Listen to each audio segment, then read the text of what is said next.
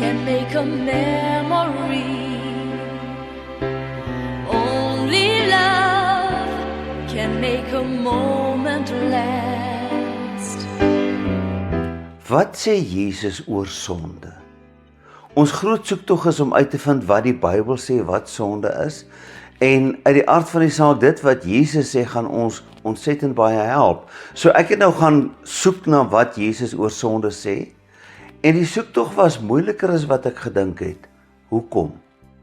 Nommer 1, Jesus praat eintlik baie min van sonde. Hy gebruik die woord sonde baie min. Hy praat amper dubbel soveel oor die koninkryk van God as wat hy oor sonde praat.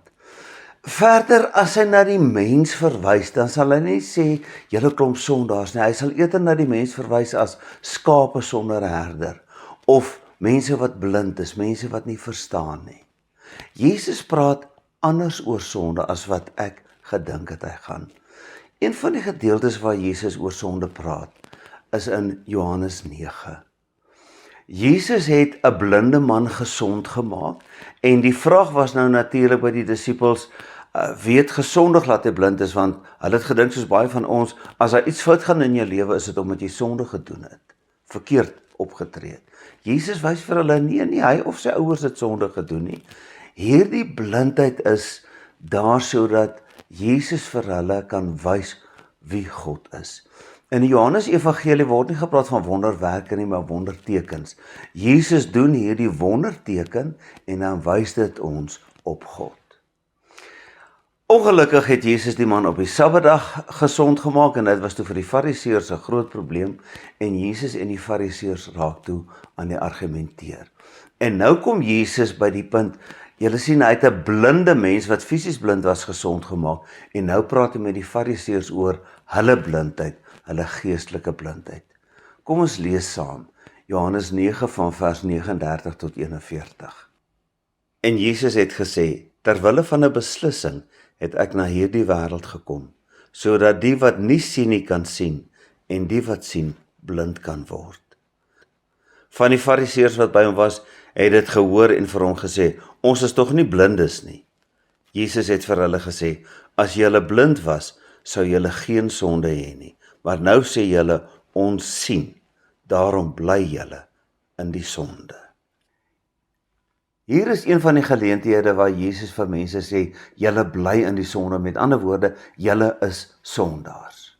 Hoekom is julle sondaars? Omdat julle vloek, steel, moor, rook, drink. Nee, julle is sondaars omdat julle nie besef dat julle blind is nie. As julle blind was, as julle besef het julle was blind, sou julle nie in die sonde gewees het nie. Wat bedoel Jesus met blind? Met blind bedoel Jesus, julle sien nie wat God besig is om te doen nie. Julle mis God se doel in die mens se lewens. Hier was 'n blinde mens, iemand wat regtig waar afhanklik was van ander, 'n gestremde. En nou kom God en hy gee vir hierdie mens genesing. Hy help hierdie mens om weer vir homself te kan help. Hy help hom om herstel te word in die gemeenskap, in die geloofsgemeenskap. God doen hierdie ongelooflike ding. En wat sien julle? Julle sien 'n lettertjie van 'n wetraad. O, dis die Sabbat, jy mag nie op die Sabbat werk nie. Jesus sê julle bly in die sonde want julle is blind. Met ander woorde, Jesus se definisie van sonde hier is blindheid. Blindheid in die sin van julle sien nie wat God doen nie. Hierdie is nou een insident, maar dit is baie interessant as 'n mens nou gaan kyk na 'n patroon in Jesus se bediening. Hy spreek mense aan deur te sê julle is liefdeloos. Die gelykenis van die barmhartige Samaritaan. Die priester en die leviet sien iemand wat nood het.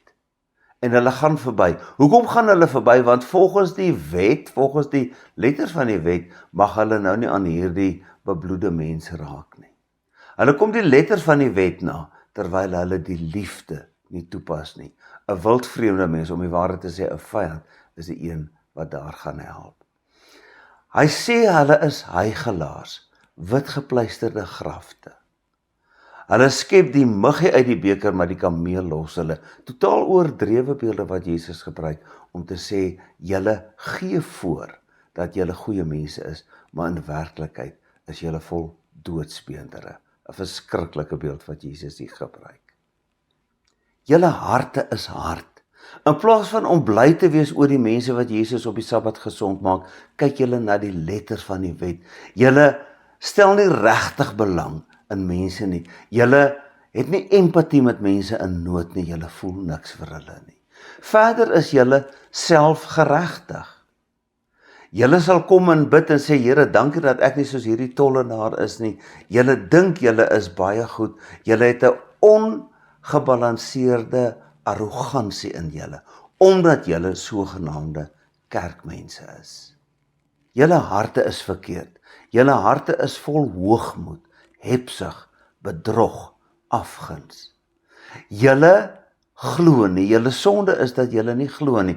En glo is nie om te twyfel in God nie, want hulle het geweet God bestaan. Glo is om nie God raak te sien nie. Die wêreld is skuldig aan sonde. Die sonde van die wêreld is, hulle sien die wêreld, maar hulle sien God nie raak nie. En dan, dat die reëls belangriker is as die mens. Hoeveel keer doen Jesus goed aan mense, en dan sal hulle kom en sê, nee, maar die reëls sê sis, die reëls sê so. As Jesus van die mensdom praat, dan sê hy nie, julle sondaars nie. Dan sê hy, julle arme mense, julle is blind, julle is verdwaald. En as hy die sonde aanspreek, dan spreek hy die sonde aan van diegene wat behoort van beter te weet. Die mense wat dink hulle sien, want hulle is mos kerkmense, maar hulle sien nie raak nie. So, as ons kyk na wat Jesus doen en sê, dan is dit baie duidelik dat vir Jesus is sonde nie maar net die oortreding van enkele wette nie. Dit gaan oor 'n toestand. Ons het reeds gesien, Johannes sê, sonde is om afgesny te wees van God. Die wet sê, sonde is om vir die dood te kies. Jesus kom en hy sluit hierby aan om te sê, sonde is om nie te sien wat God besig is om te doen nie. Om God se doel vir jou lewe te mis. En nou praat ek nie van, hoor hier, moet ek 'n dokter word of moet ek 'n argitek word nie. Dit gaan nie oor detail doel nie, dit gaan oor hierdie globale doel van God met die mensdom. Die mense is vasgevang in sonde. Die mense is so slawe. En God het gekom om ons vry te maak. Die mensdom is asof ons siek is aan 'n dodelike virus. God het gekom om genesing te bring. Sonde, Jesus praat eintlik redelik min oor sonde. Nou kan die vraag baie maklik ontstaan, maar dan is sonde seker nie so erg nie. As Jesus dan so min oor sonde praat, as Jesus mense nie aanspreek soos die vrou wat op oorspel betrap is om te sê, jou sondaar, jy moet gestraf word nie, hy vergewe haar. Dis seker die grootste fout wat ons kan maak, om te dink dat sonde vir God, vir Jesus nie belangrik is nie. Ek dink sonde is 'n groter probleem, as wat baie van ons dink. Sonde is soos 'n tronk waarbinne die mensdom is, waaruit ons nie kan kom nie. As 'n mens sonde sien as bloot verkeerde dade, dan hoekom het Jesus aan die kruis gesterf? Ja wel, God was nou kwaad vir my omdat ek vandag my vererg het vir 'n taxi, so Jesus het daai afgetik, nee, ek het daarvoor betaal. Môre gaan ek oneerlik wees, Jesus betaal daarvoor. Ek oortree wette en dan tik Jesus dit af soos wat hy my vergewe. Dis waar, maar dis baie dieper as dit. Ons is in gevangenskap, nie deur die duiwel nie, maar deur die sonde. Petrus stel dit so mooi, hy vertel dat ons losgekoop is uit die oorgeerfde, sinlose lewensbestaan. Ek het dit nie gekies nie, ek het dit gekry, dis hoe die wêreld werk. Ek is gebore in hierdie wêreld en ek sien nou maar dis hoe die wêreld werk. Elke mens lewe sinloos. Ek dink, roem, geld, aansien, hierdie goed maak my lewe die moeite werd. En as ek soos prediker wat sê, al hierdie goed wat ek probeer en wat is die uiteinde? Alles is te vergeefs. Dis 'n sinlose lewensbestaan. Ek is van geboorte tot die dood op pad en my lewe beteken niks. Alles wat ek bymekaar maak, laat ek vir my kinders na aan 10 teen 1 gaan hulle dit uitmors. Alles wat ek nastrewe, alles wat ek opbou, paar jaar na my dood, is daar niks meer van oor nie. 'n Sinlose lewensbestaan. Petrus sê, ons is verlos uit hierdie bestaan, nie sommer maar net op enige manier nie, ons is losgekoop, nie met goud of silwer nie, maar met die kosbare bloed van Jesus. Ons situasie is so erg, dat Jesus nie kon gesê het, ag, kom ons maak nou maar of alles reg is, kom ons knyp die oog toe en sê, jy's vergewe nie. Nee, ons hele situasie is so erg, dat Jesus moes mens geword het. Hy moes in hierdie vleeslike bestaan van ons ingeklim het, mens geword het soos ons, maar natuurlik sonder die sonde, om dan uiteindelik hierdie mag wat die sonde en die dood oor ons het, te vernietig deur te sterf, deur op te staan en deur op te vaar hemel toe. Sonde lê in die hardheid van die hart, in liefdeloosheid, in selfgeregtigheid, in hoogmoed, om blind te wees vir God se werk, om te weier om lief te hê, om te weier om te vertrou. Hierdie dinge vernietig mense, hierdie dinge vernietig verhoudings, hierdie dinge vernietig gemeenskap. En daarom was dit onvermydelik dat Jesus aan die kruis sou sterf. Nie om vir God se woede oor sonde te betaal nie, maar om ons vry te koop, om ons los te koop uit hierdie mag van sonde wat ons vashou. Jesus gebruik 'n baie mooi metafoor. Hy sê, wie gaan na 'n dokter toe, siek is of gesond is? Ek wil nie na 'n dokter toe gaan as ek siek is nie. Kyk, ek was eendag by 'n dokter en sy het vir my gesê, sy gaan nie vir my 'n doktersbrief gee nie, want sy weet ek gaan aanhou om te werk. Ek is regtig siek, ek is te siek om te werk. Ek kyk vir haar en ek sê, weet jy moet nie so baie van jou dink nie. Ek het nie na jou toe gekom om te kom kuier nie, ek het na jou toe gekom want ek is regtig siek. Sy lag, sy gee my toe 'n sieknota. Ek kom na die dokter toe wanneer ek nie myself meer kan help nie, wanneer ek besef ek het die dokter se hulp nodig. So sê Jesus, hy het nie gekom vir goeie mense nie. Hy het gekom vir sondaars. Sondaars is die mense wat daar op die punt kom waar hulle besef, ek kan myself nie help nie. Ek het vir God nodig. Jesus bring genesing. Genesing van wat? Genesing van alles wat sleg is. Die fisiese genesings wat Jesus gebring het, was 'n teken van dit waaroor dit gaan. Ek word in my binneste genees. Hoeveel van ons het nie maar 'n vorm van depressie nie? Ek voel my lewe is sinloos, ek voel moedeloos, ek voel moeg.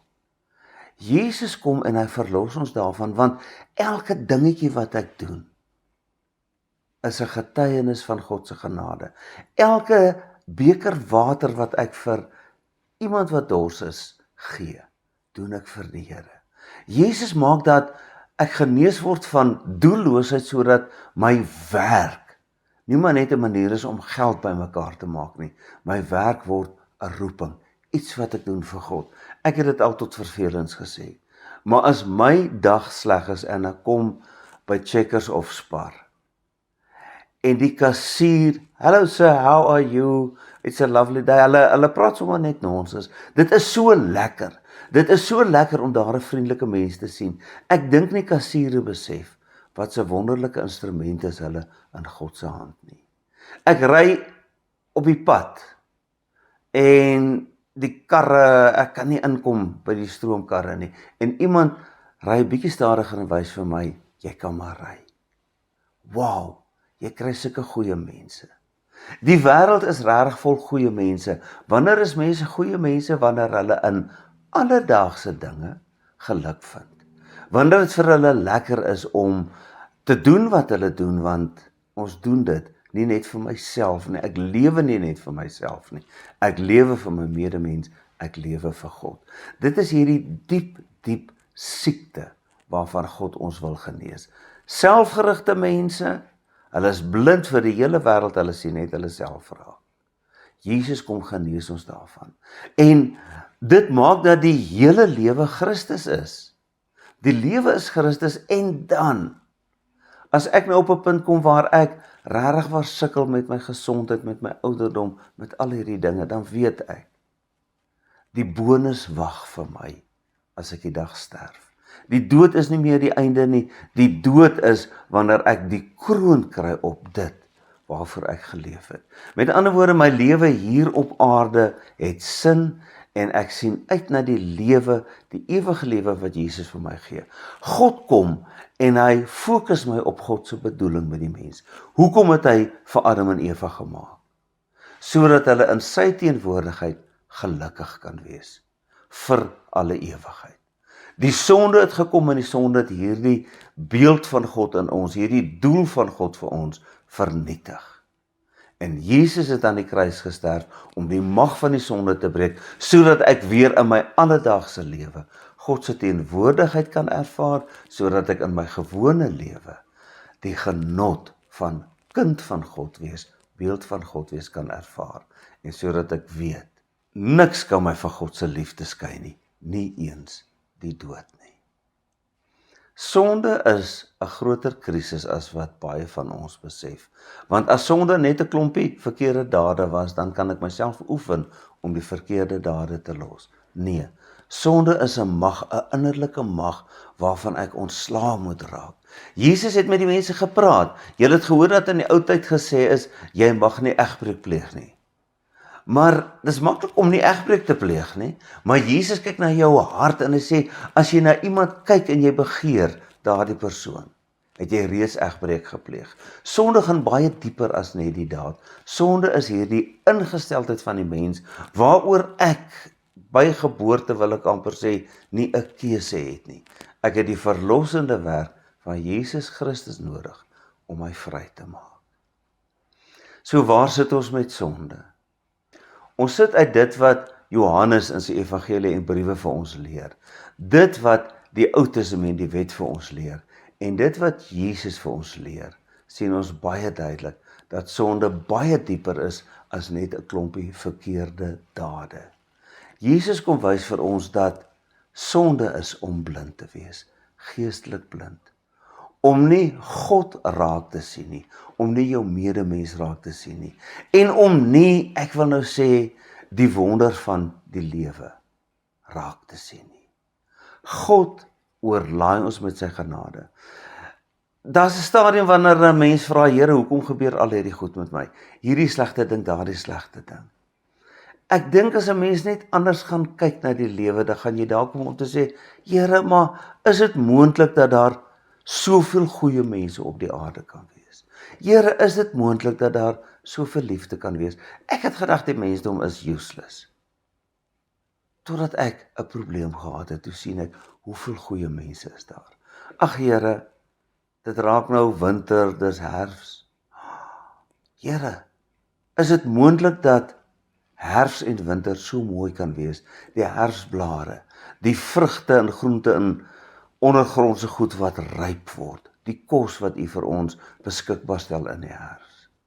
Julle sien, om blind te wees, om geestelik blind te wees, maak dat jy skille voor jou oë het, dat jy net jouself sien. Dit is soos 'n spieël wat jy voor jou gesig hou.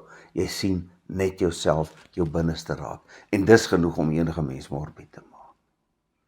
Om deur Jesus genees te word van selfsug, van jaloesie, van afguns van die eie ek, maak vir jou 'n hele wêreld oop.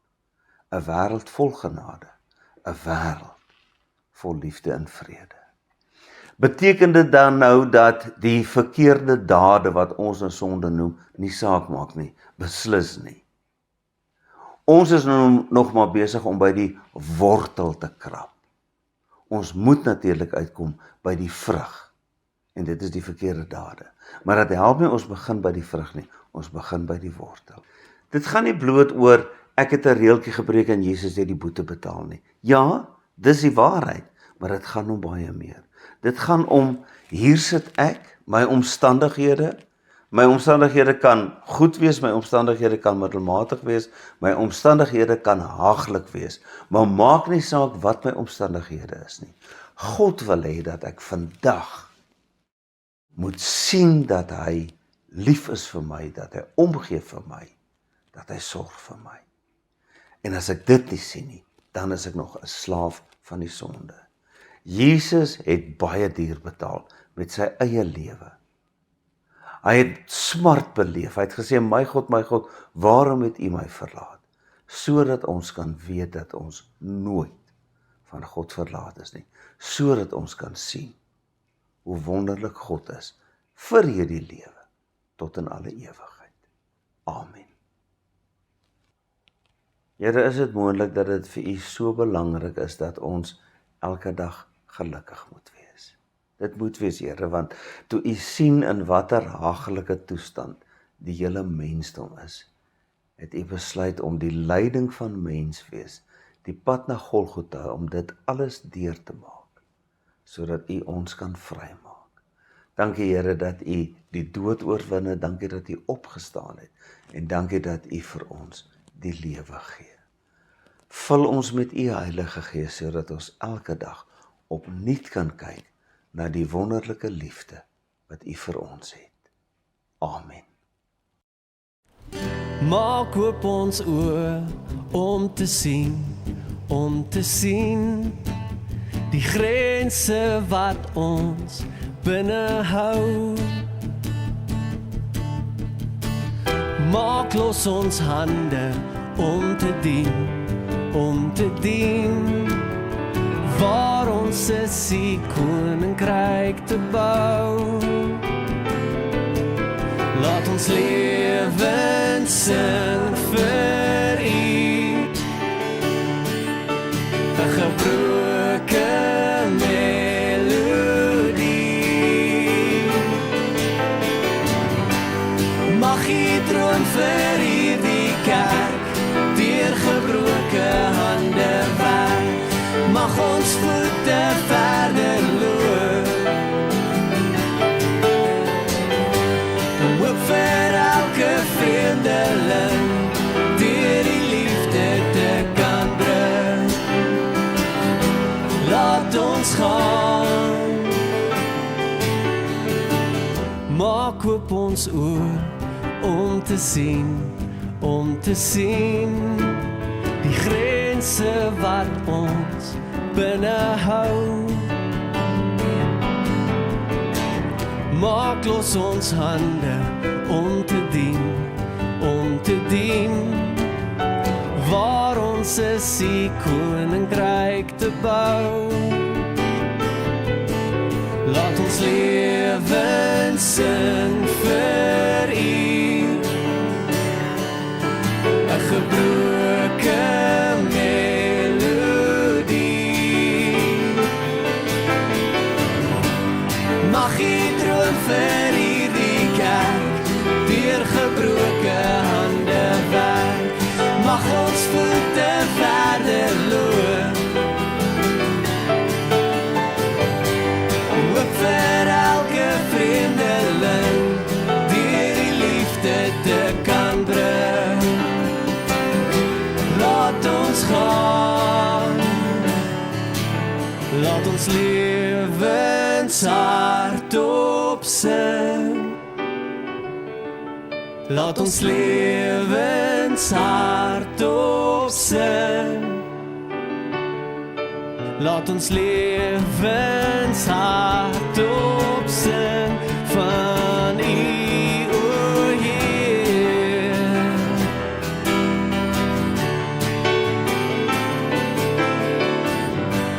Mag U droom vir hierdie kerk, deur gebroke hande werk. Mag ons voete verder loop,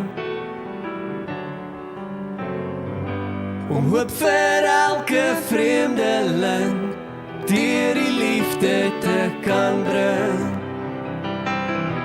Laat ons gaan, mag U droom vir hierdie kerk, deur gebroke hande werk. Mag ons voete verder loop,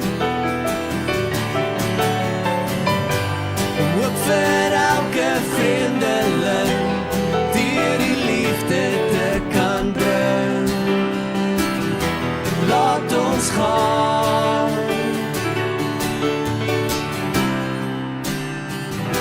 Laat ons gaan.